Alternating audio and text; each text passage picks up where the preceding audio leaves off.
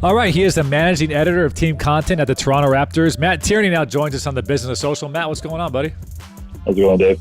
What up, what up? I think maybe our first international guest on the podcast here up there in Canada. Really, so, yeah, might be a first. I always kick things off with some random questions, so I'll start off with this. Who do you think the best player in the league is right now? No question, Kawhi Leonard. Yeah.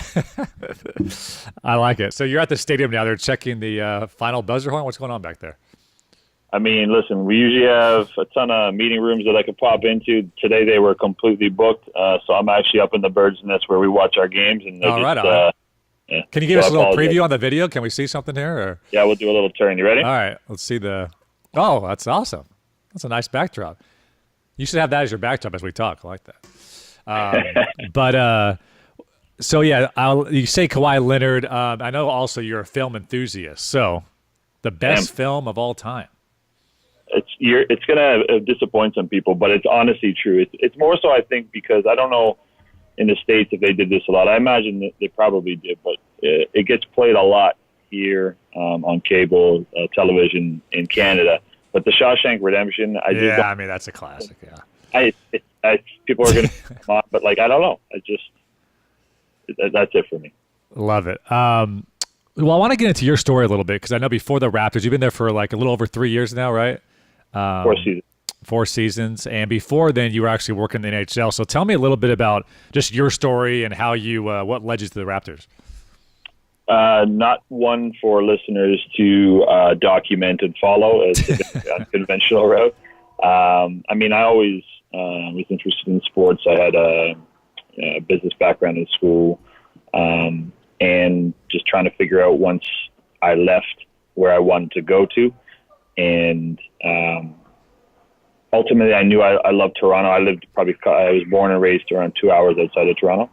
So almost did that whole teaching route and went to South Korea and just take some time away. But then a friend of mine got me a job in broadcast advertising here, and I kind of leveraged that and some of my connections there to get an interview at the NHL. Worked there for close to 4 years. For anyone who knows me, no shocker, I'm not a hockey fan at all, so I don't know how I lasted that long. But I used that time again to leverage the people in the same building, obviously with MLSE, Maple Leaf Sports and Entertainment, and the Raptors. Got on the ball court, showed off a bit, met some cool people, and then ended up getting an interview for the Raptors gig. It's awesome. So what is, I guess, did you take anything? I know you were more in a sales role at the NHL, but did you take anything from your experience there that helped you in your role at the Raptors? I'm going to be honest with you. It's completely different. Gotcha. At the NHL, just a different culture. And the job role was different. And I mentioned to you before we started here, my passion is storytelling and content. I wasn't really getting that at the NHL, and I think that's what I've been craving. Now, I was in the digital space, sure, but I was planning partner digital spends. So for me, in all honesty, that was mindless work, and I wanted to be challenged. I wanted to be able to kind of get in and storytell and be around a sport that I had a true passion for. And if you're in Canada, if you want to work in the NBA, you have one opportunity up there. So you landed the one opportunity you can get. So tell me about your role at the Raptors. What are you overseeing day to day, and kind of during the season? Kind of how's your team look like? Would love to hear more about that. Absolutely. I started as the community manager, an infamous position within sports digital. Is you kind of the do all. There's no real set manuscript and no duties. It's literally you come in and you make it what you want to make it. And ultimately, I guess if you had to categorize it or summarize it, it's you literally report the news for your team online. What's great is it's a community manager in sports. It's very systematic. You get to come in at 9, leave at 5 every day. There's no breaking news. It's super easy job. Dress clothes and all of that. Yeah, exactly. So you started off as community manager. Sorry, yes. And then probably I think a year and a half, 2 years ago, we were a small team, and we still are, to be honest with you, in the overall landscape. And I know that there's a community within the other teams, and they look at and we kind of interact and see kind of, hey, what are best practices? What do you guys like? Do you guys travel? How many team members do you have? Right. So we're a little bit different in that we're under that silo of MLSE Sports Entertainment, who owns the Toronto Maple Leafs, Toronto FC of the MLS, both the Marlies and 905 as a subsidiary team. So, and I don't know if I said the Toronto Argos of the CFL recently acquired. So they have a ton of teams, and then they have centralized services. So everyone utilizes those, but as you know, and I mean, what you guys do, sometimes you get overtaxed and you got to outsource and you got to grow. So, we were really small, but essentially, I'm a little bit older, so I had enough of typing on the keys. You always say that. How old are you? Do we reveal this on the phone? I mean, if you're down, if it's cool, it's public. Yeah, no, I'll be turning 36 soon. But I mean, in this game, you're a young man. But thank you, I appreciate that. The grays in my beard will say otherwise. The industry keeps you young though, man. I'm gonna tell you what. You and I have talked about that a little bit too. It's like if you're in it day to day though, it feels like you can still probably talk to an 18-year-old pretty easily just on pop culture and all those things you got to stay on top of.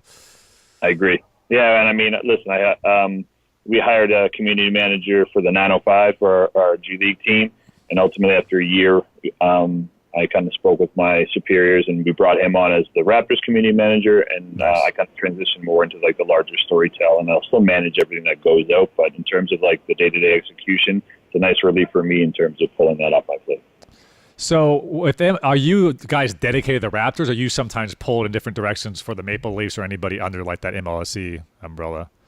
That's a great question. No, each team has a dedicated squad. However, we've had a little bit of change come in once we did purchase the Toronto Argos.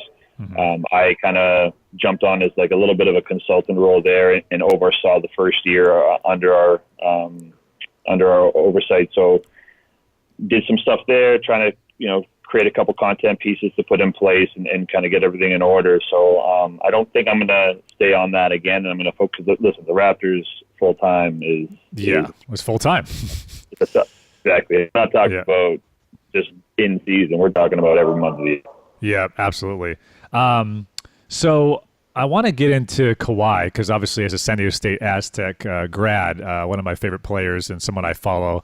And as a Laker fan, I thought it was all set up for Kawhi to go to the Lakers, team up with LeBron. But in the dark of the night, the Toronto Raptors come in, a team that nobody really thought was going to have an opportunity at Kawhi, and they traded perennial all-star, which I think at the end of the day, the deal was super fair. I mean, trading DeMar for Kawhi, probably the best package the Spurs could have got, and especially trading him out east, so not trading him to the rival Lakers. When did you hear the news, and how did that change your day-to-day right away when all that came down? I mean, to say expectations soared through the roof is a complete understatement, and the pressure came on. I mean, the excitement is your initial thing, right? You just acquired a top 3 guy in the NBA. Yeah. And listen, let me say one thing about Kawhi Leonard. I mean, I pride myself in my sports knowledge in terms of understanding and being up to date with the league and everything about it and players and all that. But I mean, maybe there's a similarity and a parallel to kind of everyone up in the States who kind of always forget about Toronto and don't get to see them a lot. And, the visibility isn't as high as other major markets. And that maybe had been the same thing with me in Kawhi's game in San Antonio, because I knew he was great and everyone talked about it, but I never really saw him enough to appreciate it. And oh my God, seeing him up close this year in this half season already, like when I said he's the best player in the league, like I'm not just being a homer. Like everyone loves Giannis, everyone loves LeBron, and there's no doubt about it. But like I don't know if there's a single weakness in Kawhi Leonard's game. Yeah, and I. Listen, I value two-way players too. So I don't know if this is a sports podcast or not, but oh, it absolutely is. No, I think me too. That's why I was always such a huge fan of Kobe, because he was always first team All NBA defense, and he was locking up the other team's best player. And I'm a Laker fan, obviously, and now a LeBron fan. But I think that's one issue in his game. I think at one point he can guard all 5 positions, but he's never really been that like 9-time All NBA or up for Defensive Player of the Year type deal. So huge fan of Kawhi, but let's talk about, I really want to get into storytelling and how you approach that. Yeah. Sure. You are losing a home favorite, somebody that kind of blood, sweat, and tears for the organization in DeMar. So I'm sure when you first got the news, you were excited, but it's like, how do we offboard, if you will, from DeMar and not, just close the chapter on what was a really amazing experience with him as well? Great question. Big shout out to DeMar, though. What a good dude. I mean, an amazing basketball player, underappreciated basketball player, in my opinion. And more so because what people don't realize about him, too, is he's legitimately gotten better at his game every single year that he's been there, and it just shows his kind of work ethic. Mm-hmm. But then, like you said, the offset, like the how it affects me and my team and my day-to-day is, yeah, we lose a guy who kind of is that face, who's willing to do some things, and now you get a guy who's really not really focused on off the court, and it's the truth, man. And that's not a bad thing. Like he takes his job seriously. He loves to hoop. He loves to compete, and social media, sponsorships, all that stuff. And you and I talked about it recently at a Laker game. It's like the first time the dude shows emotion and laughs on camera, he is ridiculed and memed across social. It's like, well, now he's never going to talk or never show emotion if we ever had an opportunity. No, I mean, and you're right, exactly. It's like now all of a sudden he's wary of it and everything. And I mean, I've had minimal interaction with him too, and which is odd given the nature of what I do.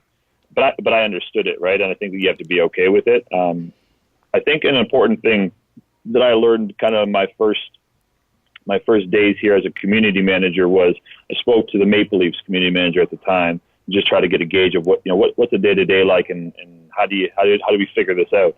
And essentially, what he says is the best advice I could give you is pair up and kind of not necessarily befriend, but kind of with the youngsters as they come up right as you, because we have an award-winning show called Open Gym, a documentary behind the scenes that is league recognized, and it's excellent.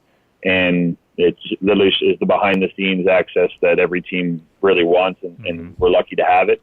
And it started with DeMar and on his draft year. So their relationship is he'll do anything for them, and they've worked with him since he was a youngster, and likewise in terms of creating social content and storytelling. I mean, the guys that I came up with, and Pascal Siakam and Norman Powell and DeLon Wright and Fred VanVleet, these guys, they saw me from day one, and ultimately that allows me to do more. I think that's a really interesting point, because there's not enough people that focus on the social equity that you have to build with these different athletes or in whatever brand you're working with. If you're constantly going up to DeMar or Kyle or Kawhi and saying, "Hey, can you do an Instagram selfie for me?"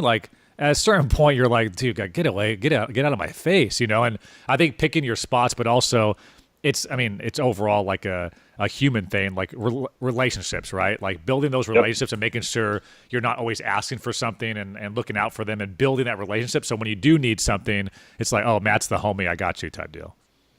And man, I couldn't agree with you more. And I'm definitely of that camp. Authenticity, respect, relatability, these are things that I think are paramount and to be successful in this job. And I mean, the analytics focused crowd probably will scoff at that kind of thing in terms of relationship building and all that. But I mean, it's the same way with brands when we're trying to work with our global partnerships team and develop branded content.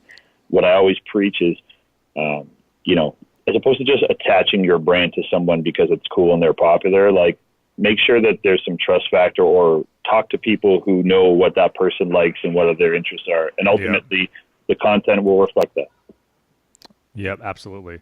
So I want to get just your core belief on how you approach social, for the Raptors, but I know you really dig and kind of geek out over the storytelling aspect. So when you look at a season or a week or a game, what's your core belief when it comes to how to tell the story on social?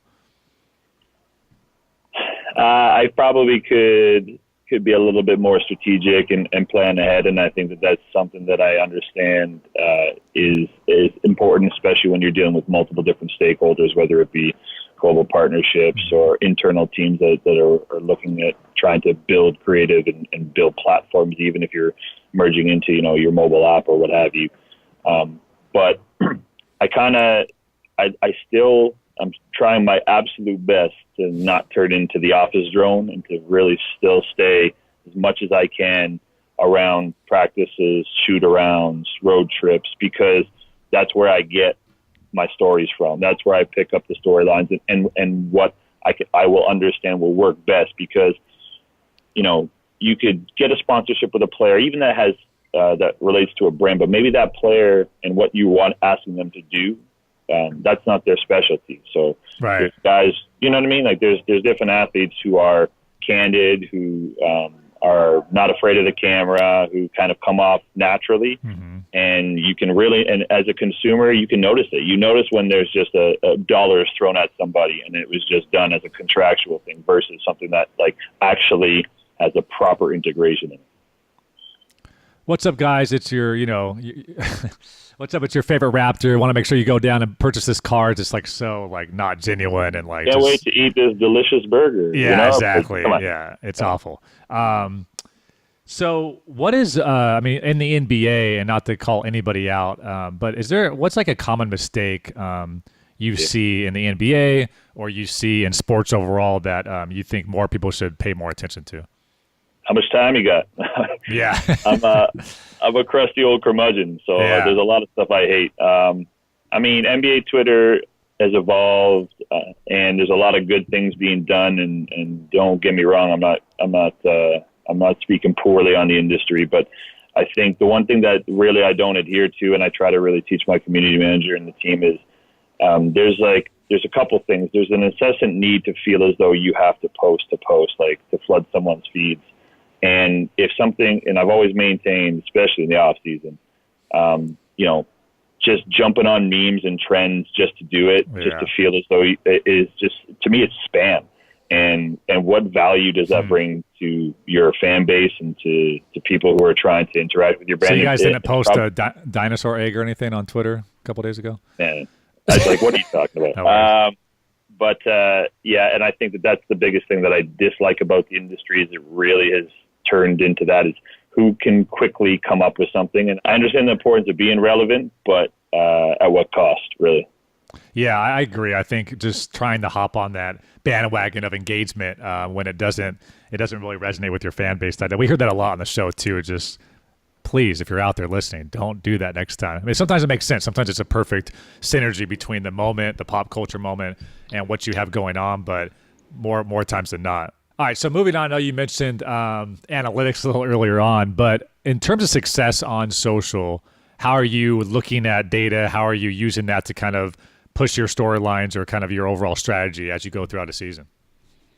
It's a great question. I think that's something that we struggle with all the time, trying to read. And I mean, there's a push now towards, any kind of our content and as much as possible being co-branded, sponsored, bringing value to the brand, to the business. When it comes to, on the flip side, to brands that are looking to partner up, I mean, it really is dependent on what they view as success, whether it's growing their following socially, whether it's literally just an associative partnership where they understand that, their brand wants to get to a level where, and pair up with the recognition that the NBA team can give them. And I think all you can do in that sense is listen to really what they do value and then try to cater your content or cater the partnership or the relationship to what they're looking for. It sounds simple, but honestly, it's overlooked. Yeah, and the branded content, I get that part. As far as organic content, like when you look at like a game day and how you approach telling a story of a game, what metrics are you looking at to say, you know what, let's stop doing this quarter update graphic because it's not working? Like, how are you looking at that? Are you able to take a step back and look at that stuff often? I mean, your baseline metrics that these platforms will give you is honestly, it's a true indicator. And now, not always, like you don't completely abandon it just because it doesn't do as well as what kills me sometimes is when we're looking at content and I'm very proud of like a content series that I came up with or some rich storytelling off the court and just a picture of Kawhi and Drake does that, right? And it's just, you're just like, come on, man, this is killing me inside. But you understand it to a certain element. But one thing that I wouldn't be surprised is, and I've actually been given the green light to go ahead and do it. I don't know if I've got the strength to pull the trigger on it, but essentially is I could very well see NBA teams kind of cut out live coverage in games. There's just so many competing there's so many competing outlets out there, and they don't have the rules and regs, and they don't have the restrictions that we do as a team. So ultimately, why are we trying to compete with them when people can get that content faster and from a different source? So where's our niche? Where's our where do we play, right? And I think one thing that we have that some of these publications strive and they don't have is, that behind the scenes access and content to our players, right? So the focus has always been around there. After that, it's managing internal relationships and trying to figure out, okay, who can we get at what time so it's relevant, etc. Yeah, I struggle with that as well, because I think it's important to tell a different narrative and not just kind of stay vanilla with 19 other accounts like Kawhi with a dunk, and here's the quarter update, and here's the halftime stats. However, as a Laker fan, if I see LeBron dunk from the free throw line, I'm like refreshing on Twitter the Lakers account, like waiting for the highlights. So it's that balance, right, of like being the one-stop shop in a way, but also not becoming just this NBA.com like stat generator that's just like, because that back in the day they actually used to do that. They used to connect the stat engine to Twitter and just had like play-by-play announcements too. So and it's what's the point really? Like, and you look at text updates and things like that, and what value is that really bringing? Yeah. If you're following the game, you're following it probably. You're not necessarily sitting down and saying, tonight I'm going to get all my updates from Toronto Raptors Twitter, right? But what if we can provide you something different, then we will. And I think, honestly, the strength and how you stay relevant in with so many competing different outlets is the people you hire, and that's another big thing that I've always professed is. And also something that bothers me a lot is I find too many times people try to copycat and try to be cool and try to be someone they're not. And ultimately, if you're a person and you're running this Twitter account as the Toronto Raptors, you obviously have to adhere to what the Toronto Raptors brand and ethos means. But to me, I think your personality should come across and be infused in it, and not try to be what's the new buzz trend word. You know what I mean? Like, listen, there's some things that my community manager says that I have no idea what he means, but the younger Toronto kid, and he relates to that Toronto audience, and it works. That makes sense. So how does Kawhi help with overall engagement and just your social strategy? I'm assuming, like you said, when you add a top 3 player, that's always a tough rub too, right? Like, but they have LeBron, or they have Steph Curry as kind of the excuse of why maybe you're not performing as well as the others. But you've seen the difference. So has there been just a huge spike and just a lot of excitement around that? Listen, good point. I've seen a difference. It still isn't anywhere near those other top tier players, and that's largely because they're engaged socially and they do a lot of stuff off the court, and Kawhi doesn't. But just his sheer presence has already piqued a lot of coverage and love from the States and from markets that we were kind of not really getting before. Just his. Listen, strategically with him is. We understand the narrative, or we understood the narrative coming into the season. And there was a lot of rumors and hearsay that, Kawhi wouldn't come here. He wouldn't play here. It's too cold. All that nonsense was really thrown out there. And that's the one thing about Kawhi is no one really knows but his camp, right? So anyone who proclaimed to know what he was thinking was incorrect. There was a lot of sources based on what his uncle was thinking during the whole free agency or the trade. So exactly. Right? And so, but what I did realize was and from the very start is when we announced and we released that picture of him finally for the first time in Toronto, and he had a hint of a smile, and then the internet melted. Yeah, I understood right off the bat that. Just facial expressions in content containing Kawhi is extremely important in how you shape the narrative. So, we could get a great in-game candid shot or off the court of Kawhi, but if he looks like he's, not having engaged, fun. then a false narrative can spin all over the place. So we have the power to control that narrative somewhat, and we try to stay cognizant of it. He's such from like that Tim Duncan school of thought. Duncan, being a Laker fan, just all those different matchups we had throughout the years, just never showed an ounce of emotion. Dude drops 50. he hits a game winner. I mean, just like stone face. Same with John Stockton was very similar. So there's just certain dudes that just like they're zoned in and they're not showing you they're not dancing, they're not playing the air guitar like Lance Stevenson. Then, like you said earlier, man, honestly, like I couldn't have been more excited to get a guy like Kawhi, and it hurt me because I really loved DeMar and I loved how we did, and we dealt with each other, but ultimately, I was super excited for the basketball side of it, and I understood that it probably was a downtick on how my day-to-day would go. But again, the flip side is team performance is probably going to trump all, right? You could have really candid guys, but if you're 12 and 44, true, how many people are tuning in? Yeah, absolutely. So give me, I mean, it really is, Toronto being the only, team outside of the States, and obviously the NFL is similar where all their teams are in the States. What's like, give me one pro and one con for, not being in the continental United States for the NBA. I mean, the cons are endless.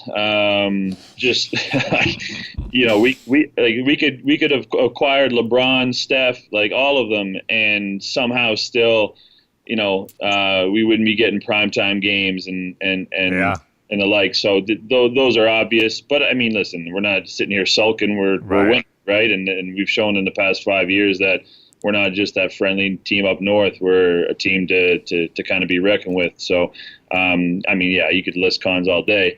I mean, but then the flip side is the pro, where you're kind of overlooked, right? And often that kind of breeds a mentality and it fosters an extra edge of competitiveness. And we saw that when you guys made that run in the playoffs. I mean, there's just that underdog mentality. I don't think any fan base showing up outside in the cold that really has done that across the league. So you see that difference for sure. You should see how cold it is today, man. I don't want to step outside. One pro I think too is Drake. So how have you used is your social audience? Is it too much? Do you find a way to use him to your advantage as well when it comes to a huge celebrity that's just all about Toronto?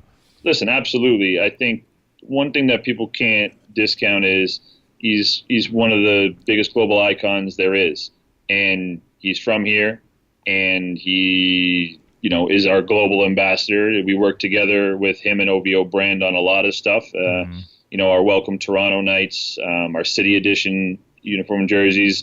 I mean, there'll be a lot of everyone. There'll be a lot of jokes. There'll be a lot of this and that. But I mean, there's no doubt that he's helped elevate the culture in Toronto. He's helped popularize basketball. Yeah. And it's traditionally a hockey town, but Drake has helped change that. And initially, for sure, we went overboard on Drake content because, listen, you're tapping into it worked. Yeah, you're tapping into a lot of different fan bases, and now he's not here as much, but it's almost like you came in, you laid a foundation, it's strong now, and we kind of grow together. Yeah, I mean, think about if the Raptors at the the high marketing level, VP of marketing is like, what if we partner with a large celebrity? And he kind of is able to bring that coolness factor and that pop culture. Imagine the amount of money that would need to be given to somebody. Hey, Beyonce, can you come to Oklahoma City Thunder game and just sit courtside and talk about how much you love the city and how big of a fan you are of our top players? I mean, it's talk about just earned media value from a dude that just is down to just, You want to talk about everyone is obsessed with influencers these days. I know, exactly. Biggest influencer in the game. And he's naturally a fan of this team because he's locally here. So it comes, and like I said, that's the biggest thing. Again, when we talk about content, branded content, how do you work with influencers? It just has to be natural. The more natural, the better the content, and the better it'll perform, in my opinion. So what's the one thing you wish you could do more with the Raptors? One thing I wish I could do more. I'm honestly, I'm not full of complaints. I understand that some of the access that we get and our players and our culture are honestly second to none. And people will say that, but it's true here in Toronto. And I mean, you look at DeMar, for instance, and a guy who, when he left, he took it hard because he probably envisioned himself being here forever. In the city. If you come to Toronto and you play hard and you embrace the city, trust me, it'll come back to you tenfold, right? So I honestly, there's not something that outside of maybe a couple extra bodies to help me, like us all. Yeah. Yeah. Right. So but I'm pretty happy with the situation I'm in. Cool, man. So I want to get into more rapid fire and kind of ask you some questions off the top here. So what's the one social or marketing tool that you use the most that you couldn't live without? Like, talking platforms here? Yeah, anything that you use daily that you just like, whether it's like a content management system or analytical tool or posting tool or. Honestly, it used to be for me in the like a long time ago, like, scheduling TweetDeck would help, and that's something very simple. I'm not in the weeds day to day. But so, we still get a lot of TweetDeck answers to that question for sure. It's what I remember, right? Again, remember I'm old. But I mean my phone, right? Yeah. I'd love a new up-to-date phone. There's my answer. All right. So from a Toronto Raptors social perspective, what social platforms seem to be working the best right now? What content seems to be resonating the most right now? I mean, no question, it's always Instagram. I mean, there's a big push towards Instagram stories and the value and the creativity that you can bring. We need to get sponsored by Instagram, by the way. The same answer. I mean, I know we see it too, but Instagram just, 100 times more interaction for organic than you're getting on any other platform. Selfishly, personally, I think I told you this in LA too. I love Twitter, and I'll never not love Twitter. Twitter is what I go to every day. It's my news information source, and it's also my comedic value when I need it. From like a content standpoint, with the Raptors, is there anything right now that's working? And I'd love to get granular here, like photo carousels or pushing people to IGTV or doing some different cross promotion things. Like anything fun or unique that you guys have found, like a little nugget that you're using consistently? Yeah, I mean, I think it's tough, man. NBA Twitter, and there's only so many new things that you could come up with and experiment with. So a lot of this stuff, no matter what, is kind of regurgitated. So it's how you kind of put your own spin on it. What I really like and enjoy, and it's kind of been passed on from myself and to the next community manager, is having like little set standards. So I mean, we'll visually appeal to Instagram on halftime by doing like a kind of a 3-grid halftime views that encompasses the story of the first half by whoever's playing well with a high quality visual. We do some fun on Twitter. At the end of the game, we have a set post where when we win, we have the same caption: "Ball game, Raps win," and then we have a GIF that we use that encompasses our opponent and whether or not we like to take jabs at them, or do you know what I mean, or their family. Right. So we try to. That's where we play a little bit and have some fun. So gotcha. There's little things that we mess around with. What inspires you, and how do you stay on the cutting edge? What inspires me is our players and their personalities, and understanding that they have so much more to themselves than people realize. I think like we could get beat over the head with daily scrum interviews that literally give us nothing. They're the worst. It's the absolute worst thing you can imagine. And we've tried our best to. Have you ever seen that Steph Curry commercial, like the Foot Locker commercial? And it's like, what are you kids doing? Like, we're just taking it one game at a time. Like, us athletes don't sound like that, do you? Like, yes, you do. In my opinion, that's the NHL, right? So we robotic. We interacted with the Maple Leafs account, and we kind of threw some old hockey sayings and slogans, sports cliches, because that's what it is. But I mean, I think. What's your favorite? My favorite is, at the end of the day, it is what it is. Which, if you think about that statement, that makes absolutely no sense. It is what it is. Language. My least favorite sentences of all. I hate it. It doesn't make sense. It's like also when you're going to a restaurant and every single time the waiter says cheers, it's like they bring you a glass of water. Cheers. You're like, no, I just water, man. Or like, hey, do you want extra salt? No, cheers. No, I don't know what. Like, what are we celebrating my salt? Exactly, I agree. So hashtag SM Sports is something that I think we all follow and kind of stay on top of. Any advice for your fellow SM Sports folks that are working in the industry? Authenticity, man. I've said it a bunch of times in this podcast. Just you have to be yourself. You have to make sure you do your homework and be knowledgeable and have your finger on the pulse for sure. But be authentic. Don't try to be someone you're not. Don't try to copycat others. understand your brand, understand your who you're speaking to, man. Like Torontonians as individuals, they like certain things, so don't deviate because something else is popular. Talk to them. Awesome. All right, man. So don't get mad at me when Kawhi leaves this season for the Lakers, but I will say I apologize in advance. I always ask this to folks on the podcast, if there's anybody you can recommend in your network that you think would be a good guest or provide value to this audience. Is there anybody that comes off the top of your head that you think would be good for us to talk to next? Great point. I mean, a couple people that I interacted with a lot that I respected within the industry. I don't know if you've chatted with him before. He used to do what I did with the LA Clippers, which is Chris Serafino. Heard of him. He's a very smart guy. He understands social to a T. He left the Clippers now, and he actually came to Toronto for a while. Yeah, I think he was here at Shopify for a bit. But he's a smart guy. Culturally, I understands a lot in the industry, and he was always someone that I enjoyed once we played the Clippers of team account interaction because again, he would appreciate banter and would never really take it too far. So he's a guy I think that would be great for the podcast. Awesome, man. Appreciate that. Well, there it is, man. Any predictions for this season? Are you guys gonna get to your first finals? What's going on? Predictions are dangerous. One thing I'll say is don't jinx it. We'll not. I won't. It may actually fall under our cliches, but health is key.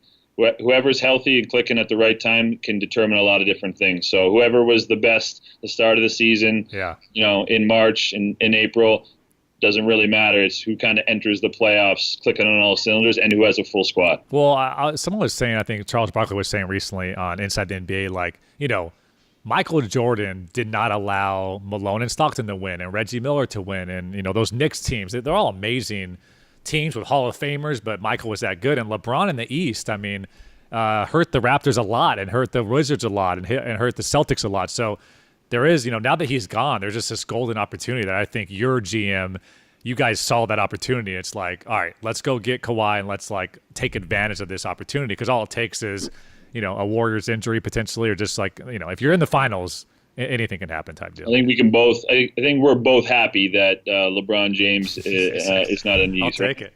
Yeah. All right. There he is, Matt Tierney from the Toronto Raptors. Thanks so much for taking the time, brother. Appreciate it. Absolutely. Apologies for all the noise, but it's game day. No worries. Love it, man. Thanks, Matt. Take care.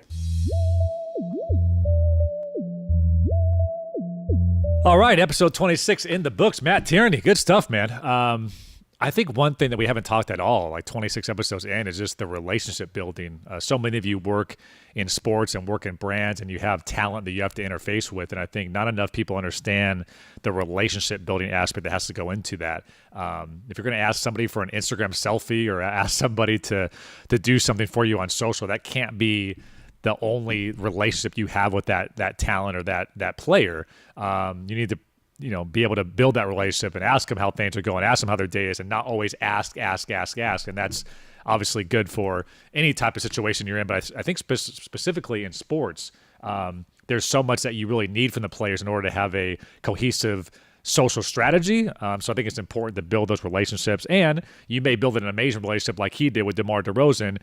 You see him exit, so all that social equity kind of goes away, and now you kind of have to rebuild that with your next superstar in Kawhi. So I loved how he broke that down, because I think that's a really important thing we can all keep top of mind. All right, it's the Business Social Podcast powered by STN Digital. Thanks so much for another edition here on episode 26. Thanks to Matt Tierney. Thanks to my guys here in the studio, David Furker, Auntie Lightning, and Will Kelly, for all their help on the program. This has been another edition of the Business Social powered by STN Digital.